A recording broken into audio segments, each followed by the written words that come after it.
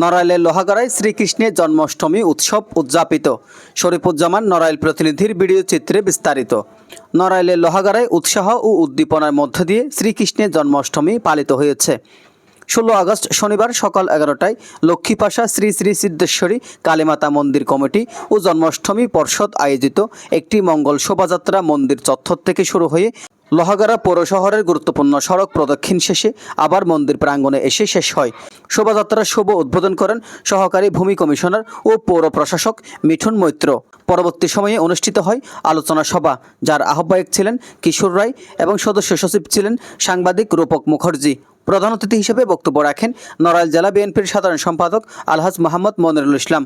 এছাড়া উপস্থিত ছিলেন বাংলাদেশ পূজা উদযাপন ফ্রন্ট নড়াইল জেলা শাখা আহ্বায়ক মিলন ঘোষ, বাংলাদেশ হিন্দু বৌদ্ধ খ্রিস্টান কল্যাণ ফ্রন্ট লোহাগাড়া উপজেলা শাখা সভাপতি রতন চক্রবর্তী, লোহাগাড়া উপজেলা পূজা উদযাপন পর্ষদ আহ্বায়ক খোকন কুণ্ড, সদস্য সচিব প্রদীপ চৌধুরী, নড়াইল সদর উপজেলা বিএনপি সভাপতি মোহাম্মদ তালায়াত হোসেন বাবু, সাধারণ সম্পাদক মুজাহিদুল ইসলাম পলাশ, লোহাগাড়া উপজেলা বিএনপি সভাপতি আহাদুজ্জামান বাটু, সাধারণ সম্পাদক কাজী সুলতানুজ্জামান সেলিম, উপজেলা পৌর বিএনপি সভাপতি নীলু শরীফ, সাধারণ সম্পাদক মশিউর রহমান সান্টু, সাংগঠনিক সম্পাদক এস এ সাইফুল্লাহ মামুন, যুগ্ম সাধারণ সম্পাদক শামসুল হক আজাদ সহ সাধারণ সম্পাদক মোহাম্মদ মোসা মোল্লা প্রমুখ।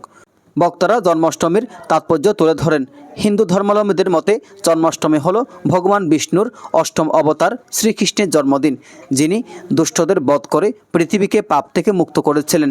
উৎসবটি সর্বজনীন এবং সাম্প্রদায়িক বিভাজন দূর করে মানুষকে ঐক্য ও ভ্রাতৃত্বের বন্ধনে আবদ্ধ করে।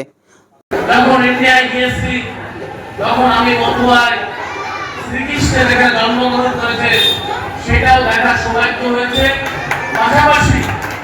পাশাপাশি বৃন্দাবনের যত মন্দির আছে সেখানে যারা পুরোহিত আমি বিরাস্ত করে থাকি। লড়াই হচ্ছে লড়াই, মুসলিম মন্দির বিজয় সরকার বিশ্বেষ্ট মোহাম্মদের লড়াই।